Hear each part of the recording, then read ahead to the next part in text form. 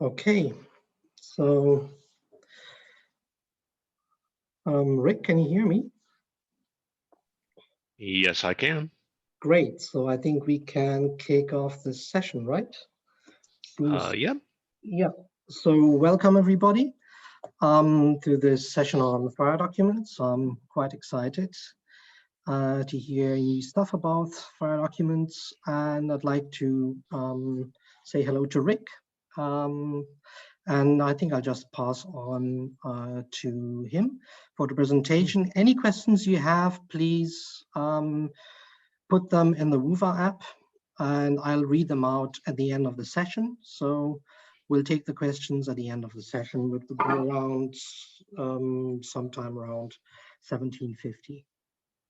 1755 actually, yeah.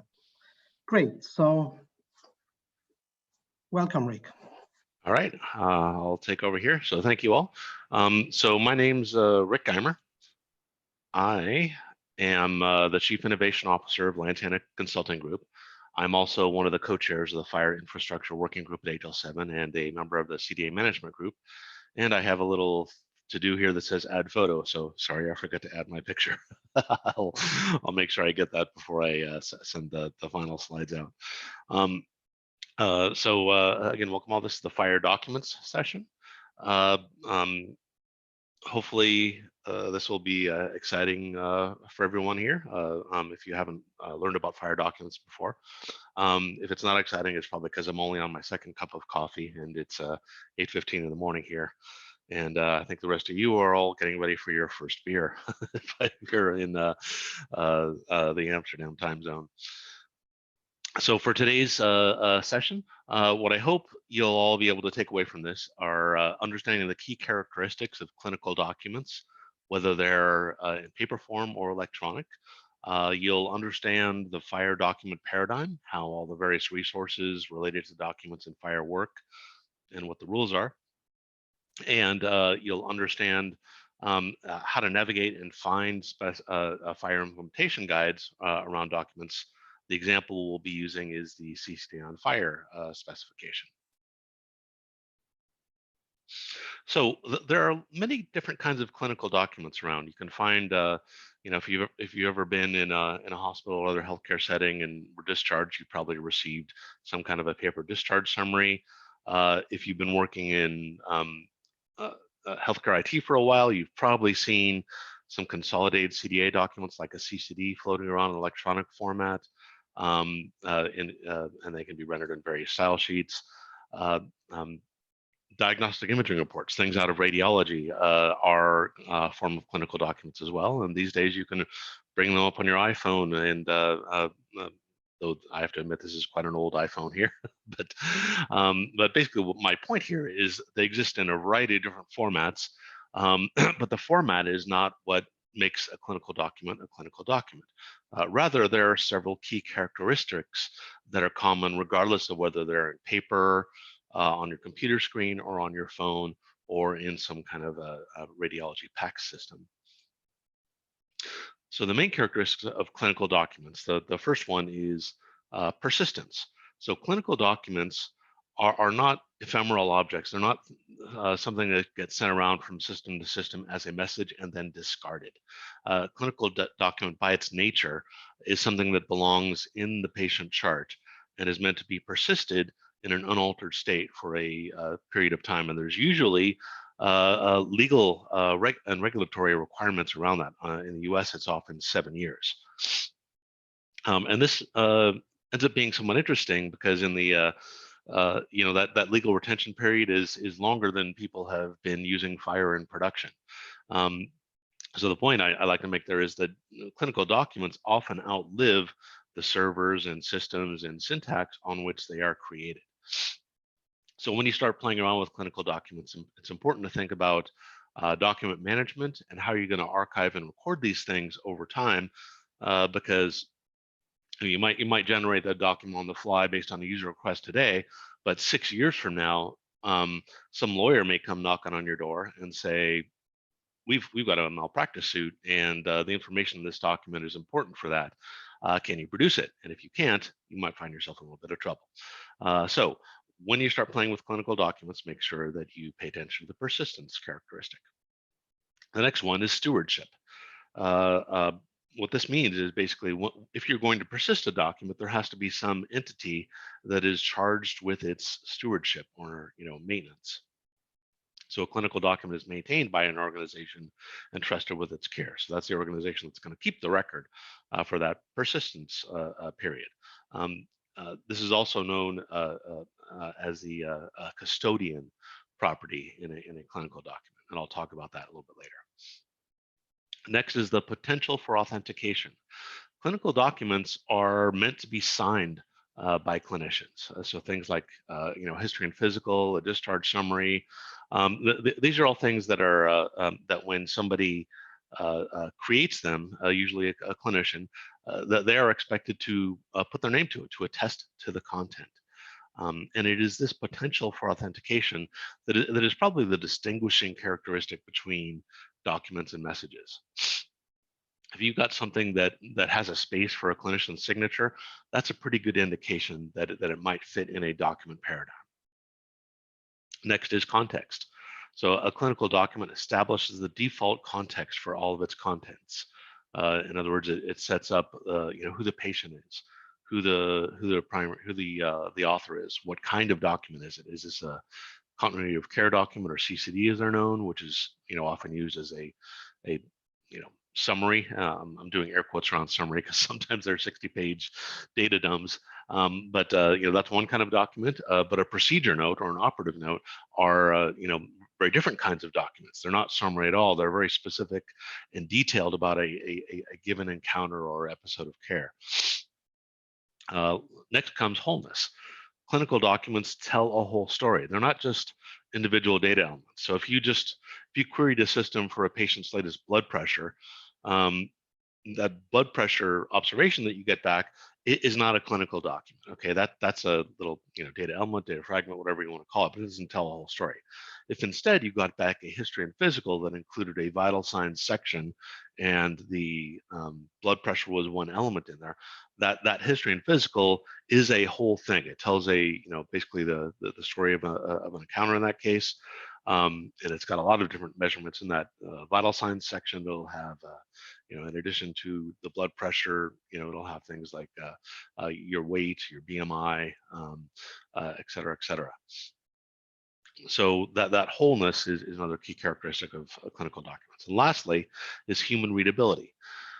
Clinical documents, if you go back to the paper world, there were things that clinicians would actually write or type up, and then they would literally be put into a physical patient chart and reviewed later. But the audience for that have always been humans. Now that we've gone into the electronic realm, that requirement for human readability does not go away.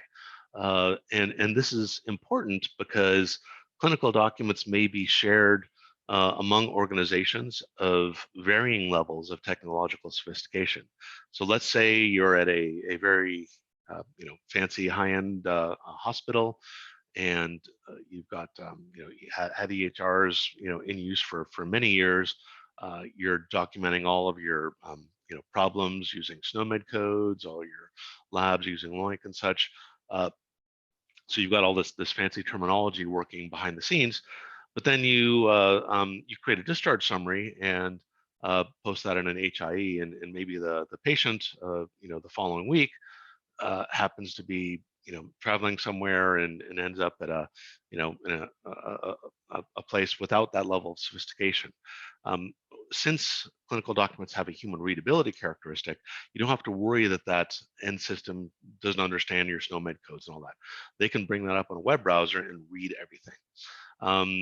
They obviously can't drive decision support and such, but if you're in an emergency situation, just being able to read what the patient's allergies are and their discharge disposition and such like that can be very important. So that human readability is another key characteristic. Every clinical document has a human readable narrative block so that someone can just read what the clinically relevant content is. Now, HL7 has several clinical document standards.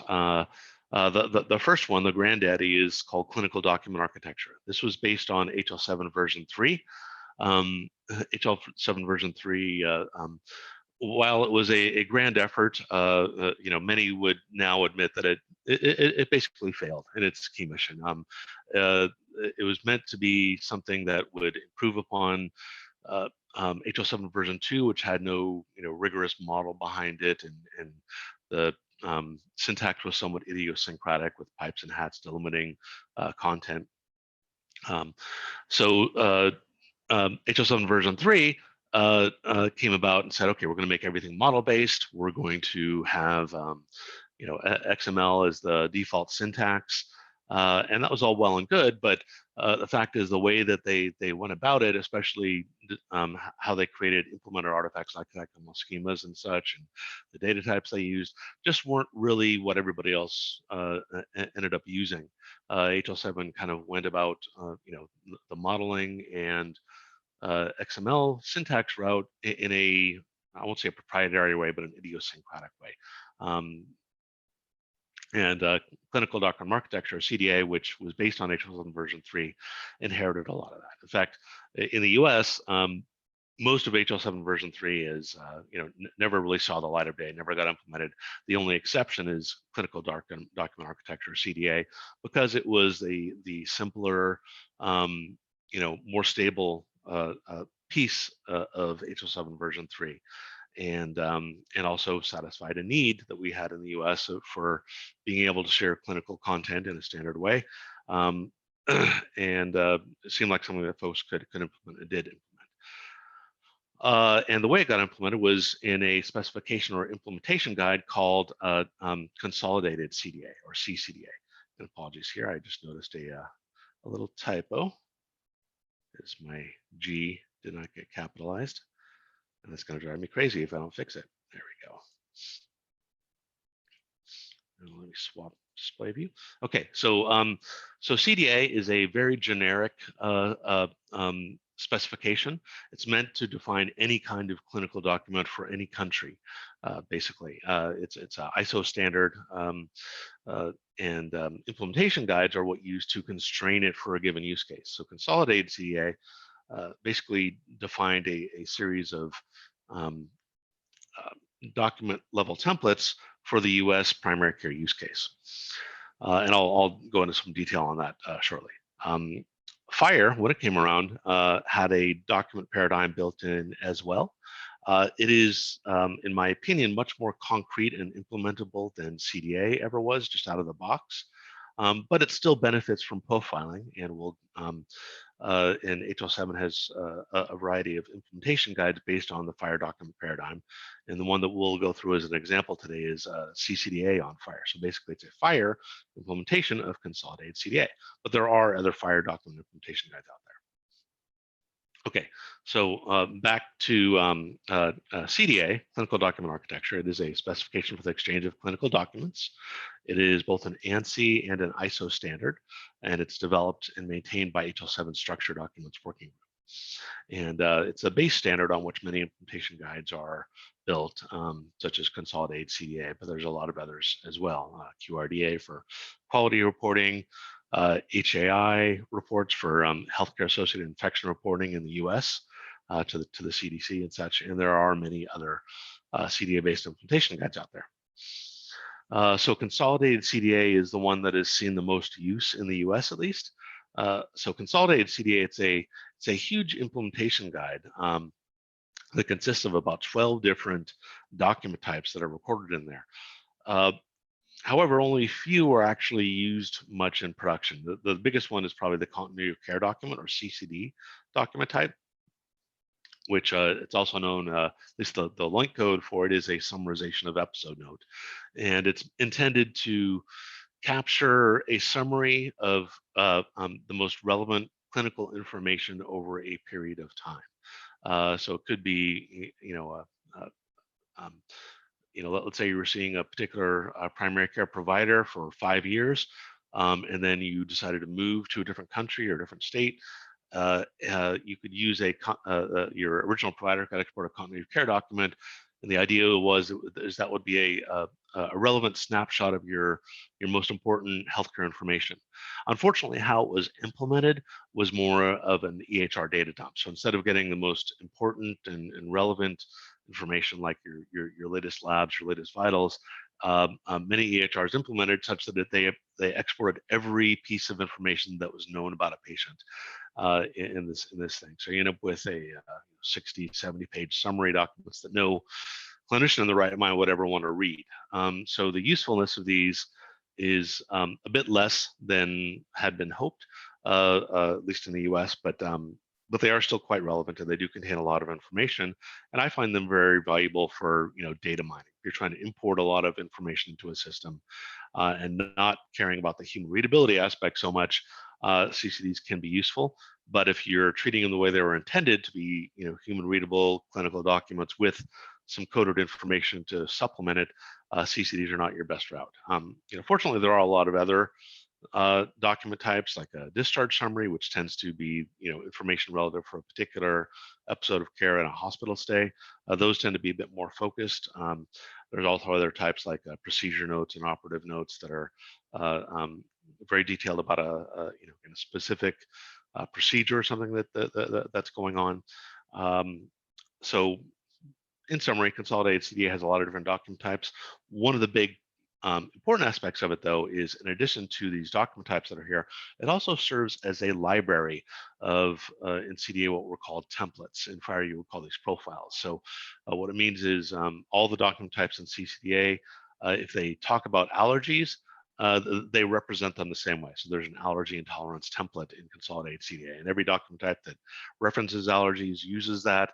So even though you've got a bunch of different document types, the coded information that's in them is compatible with each other.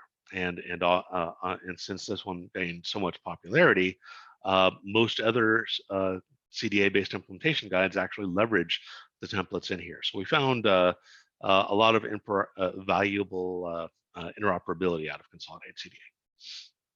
So enough about CDA, and let's start talking about FHIR.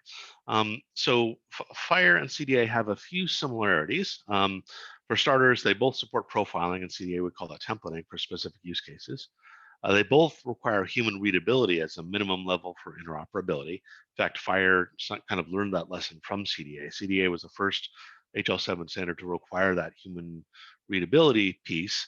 And when FHIR came around, they looked at that and said, okay, well, let's make every resource have a text element that is going to contain HTML just for human readability. Also, both specifications have validation tooling and profiling tooling and other tooling available.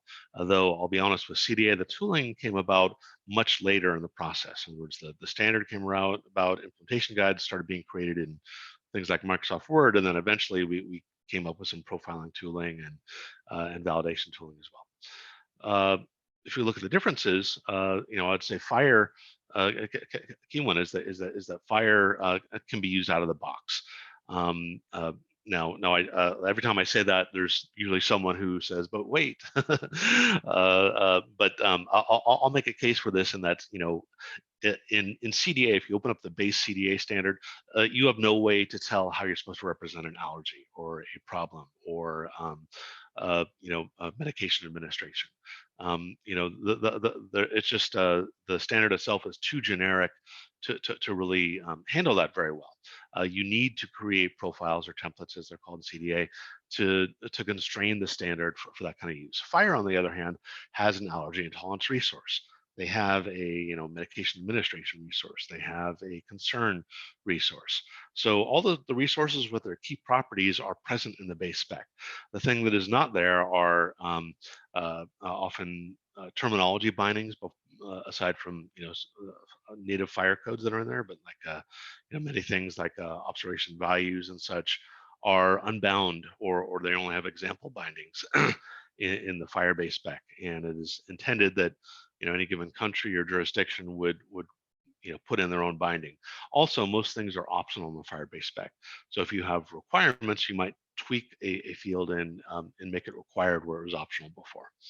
And lastly, since FHIR follows this 80-20 rule, there are almost guaranteed to be certain data elements that are not present in the FHIR core spec that you will need extensions for. And that's not something to be afraid of. That's just how FHIR works. And if you're in the FHIR documents session here, I'm hoping you've been through a intro to FHIR course at least at a minimum, so you would understand that 80-20 rule. Next, FHIR is not restricted to just documents. CDA has clinical document architecture, is its name. It is about documents and nothing else. That said, it got kind of twisted and used, as I said, as these EHR data dumps, because there was really nothing else that HL7 had to offer that was really implementable and usable. So people kind of abuse the document aspect of CDA a bit, but FHIR, there's no need to do that because FHIR is much broader. It's not just about documents. You can send individual resources that has an API out of the box. So there's no need to sort of abuse the FHIR document paradigm because FHIR is broad enough to handle all those other use cases. Another key one is that implementer tooling is generated with the specification. In fact, the very first FHIR Connectathon had reference implementations and tooling available. That was not the case with CDA. That tooling came years later. So the fact that the tooling is tightly coupled with the specification ends up being very powerful. When there's a new version of the spec that is generated, you often see the reference implementations, at least the Java one, built right along with the spec, and you can pick it up and use it right away. And lastly, there's a tighter coupling to APIs. So FHIR's got a RESTful API built in the specification. CDA had no similar API at all. At least not built in the spec. CDA was a content standard, so it specifically said, things like transport, document management, query retrieval. Those are all out of scope for CDA. Rather, other organizations like IHE, Integrating Healthcare Enterprise, came along with their with things like cross-enterprise document sharing and such to provide a API for CDA, so to speak. But that came later, and I would say probably not as easy to use and not as useful as the FHIR APIs are. So when FHIR came around, it out of the box, it had a document paradigm built in, but it was, pretty quickly thrown together. The focus was, I think, kind of on REST and resources. So fairly early, in this case, around 2015, myself, Graham Grieve, and Leora Auschler kind of sat down at this place in the state of Virginia here in the U.S. We're delivering some training together and decided, let's take a look at the FHIR document paradigm and see if it really is something that could replace CDA. So this time FHIR was very nascent. And what we did was we discussed it, we reviewed it, we went through all the pros and cons, and we decided that we needed to make a statement that in our opinion, as sort of experts in FHIR, CDA, and documents in general, we felt that FHIR was the future for clinical documents. And we wrote up this white paper, which is still available on our site. Actually, the first version was released in 2014, but it was revised in 2015. You can go and take a look at it if you want, but it makes it sort of a call to action that we wanted to define, document, and promote a future where clinical documents and APIs share a common syntax and set of resources and establish in technical and regulatory policy a smooth roadmap to the future of clinical document exchange. So this paper is still available if folks want to read it. I think it's good. The reason why I still bring this up, though, is because it really kicked off a review of the FHIR document paradigm and resulted in significant improvements of it for FHIR DSTU2, FHIR STU3, and now FHIR R4. And a lot of the powerful capabilities that are in there were, kind of revised and refined after this position statement was released. So these days, now that we've addressed some of the issues that we discovered in the early days, I can say with confidence that FHIR addresses the CDA use case for clinical documents. It does so by collecting a series of resources together, starting with the composition resource, which you can think of as somewhat like the CDA header and narrative if you're familiar with CDA. And then any other resources that are referenced from there are also collected, and the whole is sent as a bundle resource. And that can be signed, authenticated, attested to, et cetera, and has those same basic obligations as a CDA document. In other words, those key characteristics of persistence, human readability, potential for authentication, all the ones that I did in the very early slide in this presentation. So FHIR documents are bundles of resources. So a bundle resource, I'm showing XML because I'm a bit old school. Most people would like to see JSON these days. But the idea is you have a bundle resource that wraps a series of entries. And the first one is that composition resource. Composition has a bunch of metadata about the document, such as who the patient is, who the author is, what kind of document it is, what date it was created on. All that type of stuff is present in the metadata of the composition resource. And I specifically call out the attester because that is that legal authentication requirement. In CDA, that's called the legal authenticator. In FHIR, that's called the attester. But it's basically the same thing. That's who is signing their name and attesting to the content in the document.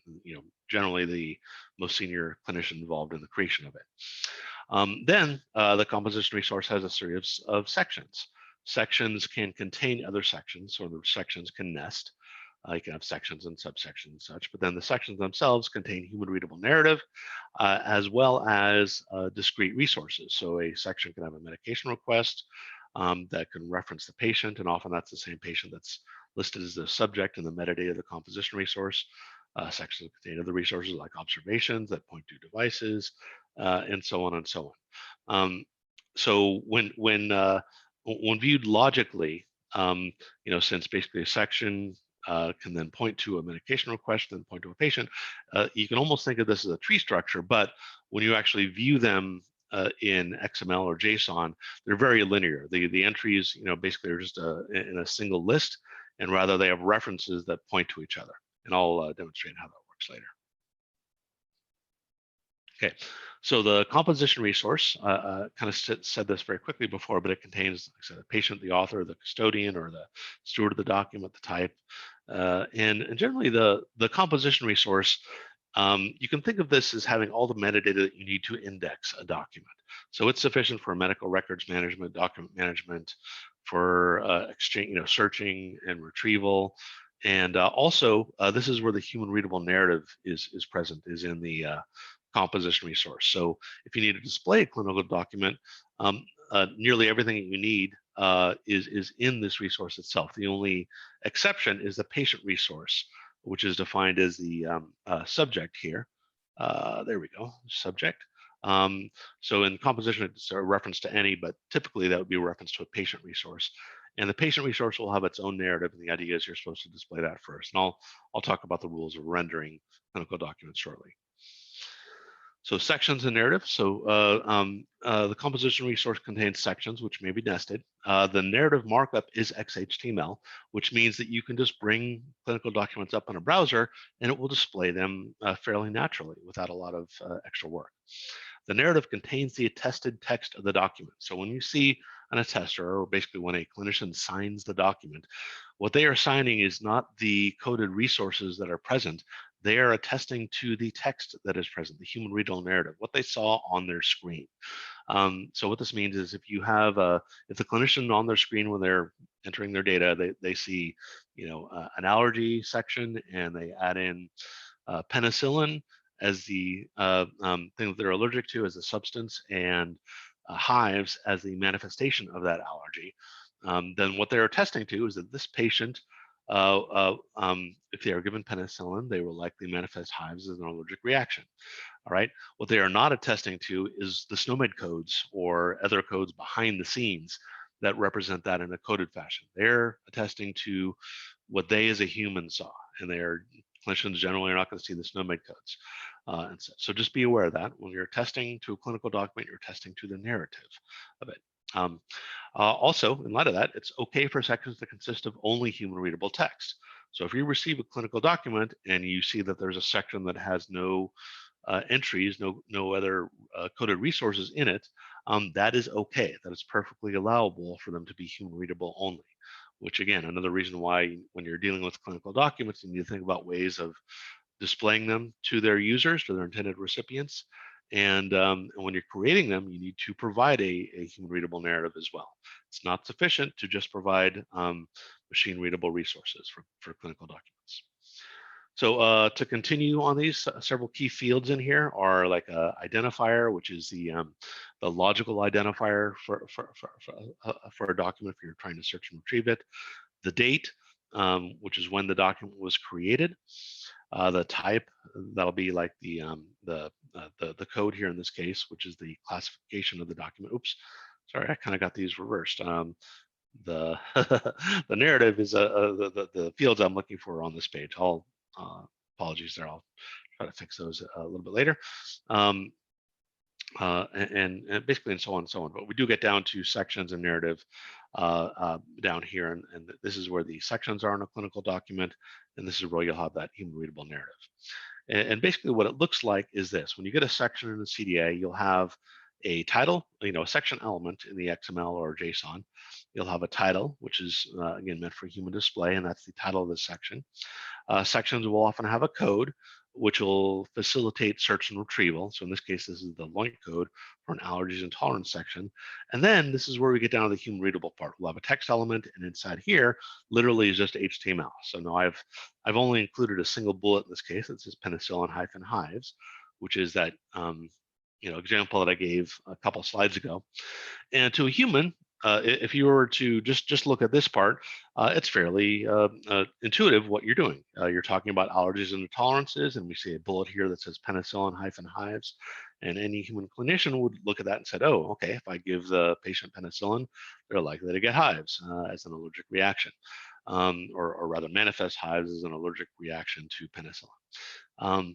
But unless you're dealing with, if you're a computer and not a human, you're likely not going to understand this unless you've got some pretty advanced natural language processing or machine learning going on to help you sort of parse what this means. So for computers, instead, what we have are the resources. So a section can have a series of entries in them, and they can be related to that human readable text. In this case, we've got an allergy and tolerance resource, which is this sort of blue box highlighted at the top here. The key parts here are that there is a code present. In this case, we have a SNOMED code 418038007, which means allergy to penicillin. So this says what the allergy is. And then over here on this side, there is a manifestation, a reaction and manifestation. In this case, we've got the SNOMED code for hives. So basically, this in a computable fashion represents the same thing that penicillin-hives did in the human readable narrative block. And then, like I said, we have a bundle resource that can wrap that composition resource together. A couple things to note is when you have a document bundle, so the bundle resource in FHIR can handle a bunch of use cases, but one of the bundle types is document. So when you have a bundle where the type is document, some new rules come into play. For one, the first entry must be a composition resource, because that's just one of the rules of documents. They need a composition resource to give all that header metadata information. The identifier in this case is meant to be globally unique, and this is to satisfy the persistence requirement. Is also version dependent. In other words, when you create a new version of a document, let's say you have a composition resource and you've created all your sections and narrative, you've released it, but then you notice you need to make a correction. So you go in and you tweak the composition resource and save it again, and then rebundle it to send the composition and all the content in it. That gets a new identifier in the bundle. And that's such that the different versions can be retrieved and managed separately. Again, this goes back to persistence. If you release a document for patient care, for clinical care, and then you replace it with a new version, if some action was taken for the patient based on that previous version, at some point a lawyer is going to want to look it up. So it is important to persist all versions of a document that have been released for clinical care. And then, sorry, the very end, the bundle contains meant to contain all resources referenced directly or indirectly from the composition. So if composition references patient, you need both composition and the patient. If composition.section.entry references allergy and tolerance resource, you need to include that as well. And if that allergy and tolerance resource then references a medication resource as the substance that they're allergic to, for instance, or something of that nature, or maybe some other resource as a manifestation, those all need to be reference. In other words, it's basically what's known as the transitive closure, up to the limit of memory, I guess you would say. A lot of people have a fear when they talk about that, basically following resources, that, oh man, this is going to consume all resources on the server. It's a worry that many people have, but I've been dealing with documents for decades, basically, in a variety of systems and variety of standards. And the fact is that documents are often sparsely populated trees. They don't, they are finite in length, that they do end. You don't get into this endless recursion type of thing with them typically. So inside bundles, references are handled this way. So we have a composition resource that could have a subject. In this case, the reference is to a patient resource, and that patient's ID is John Yaya in this case. And the idea is, if you're on a FHIR server and you retrieve the composition resource, you could note, oh, okay, I'm at example.org/FHIR, and I want to retrieve the patient, so you can make a RESTful call and pull them out. In a bundle, it's a little bit different because everything's in a flat list. But the idea here is, if you see this reference, then you expect elsewhere in the bundle there would be an entry that has that same patient mentioned.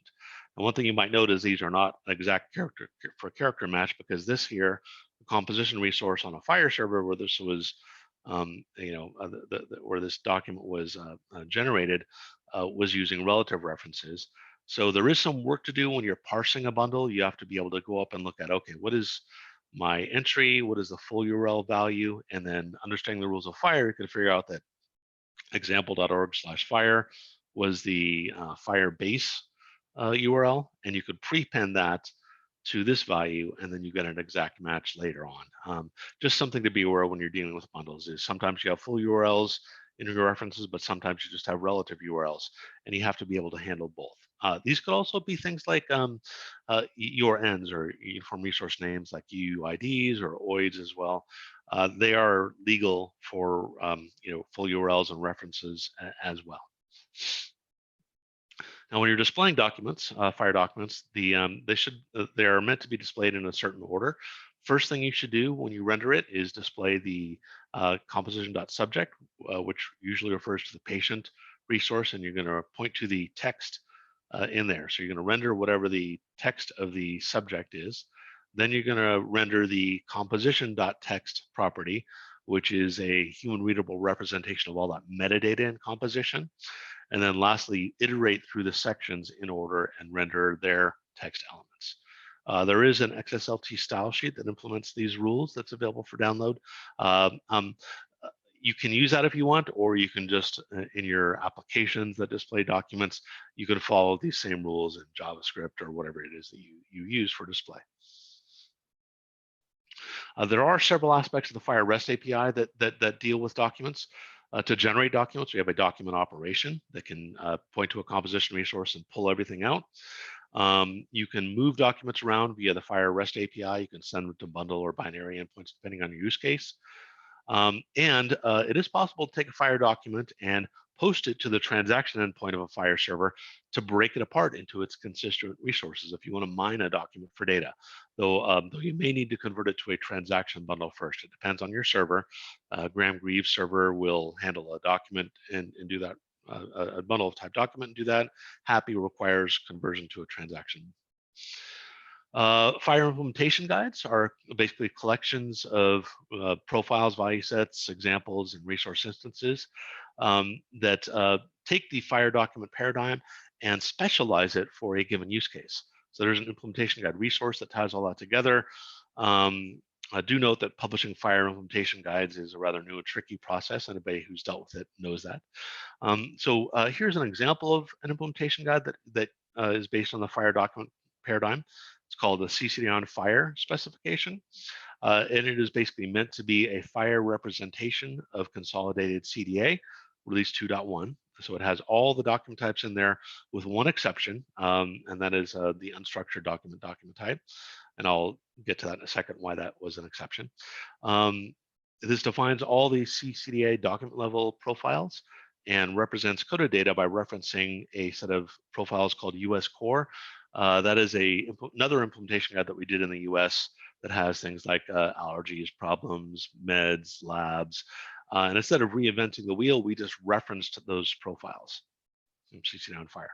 So let me just quickly do a live walkthrough. We're getting towards the end of the session here, but I do want to show you the C-CDA and FHIR specification. So here it is. Basically, go to hl7.org/FHIR/US/C-CDA, and this homepage here gives you some background on the implementation guide itself. You can look at the table of contents and see everything that's present here.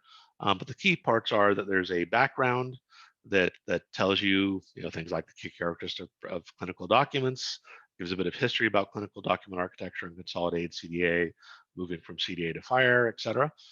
Then we have the specification that says basically this uses the FHIR documents paradigm. There are a couple of actors in here: a document source, who is someone who would create a document; a document consumer is someone who might be searching for and trying to retrieve documents. We talk about the profiles that are present in here and extensions. Give a little bit of information about document bundles. The downloads page is if you want to get the whole spec in one shot, you can do that. And then lastly, the artifact index is where the actual profiles are. I'm going to skip over the capability statements and go over just a couple ones here. Probably one of the key profiles is the US ROM header, which is an abstract profile. This is not actually implemented, but it basically sets up some common characteristics of the composition resource and pulls in some document-specific extensions that we created in this spec. And this is actually the base profile for all other specific document types. So if I go back now and I look at something specific like the continuity of care document, come on, there we go. Okay, so this one here, if you look at its differential, it starts with a composition. And if you notice, it says its base type is the US ROM header. So all those extensions and constraints that we put in the US ROM header profile are already in here. And if you look at the snapshot table, you will see them, all those extensions there. The differential will show you just the changes. And basically for C-CDA or for C-CD, the continuity of care document type, we fix the code to this value from LOINC, which is the same as it is in Consolidated CDA. We require you to have an event which tracks, basically a code of provision of care over a period of time. So this lists the start and stop dates for the summary information, and then it goes into the sections.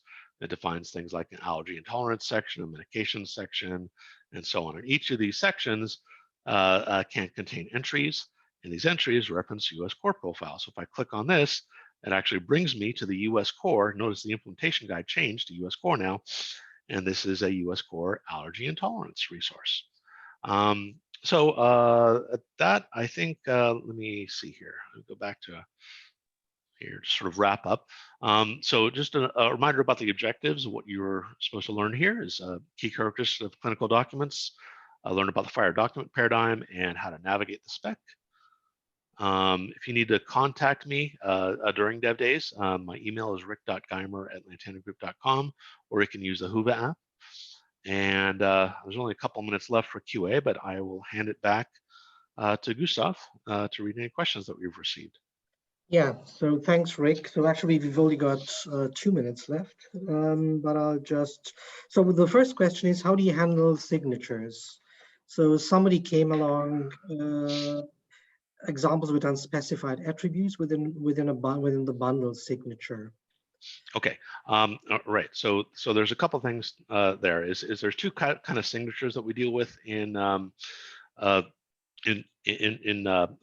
documents. Actually, let me go back to here to composition. So first is the sort of human interpretation of signature, which is done with composition.attester. So this is the records the person who is signing the document. That's sort of a legal signature, which is different from, I think, what most folks think of when they're processing this, which is a digital signature.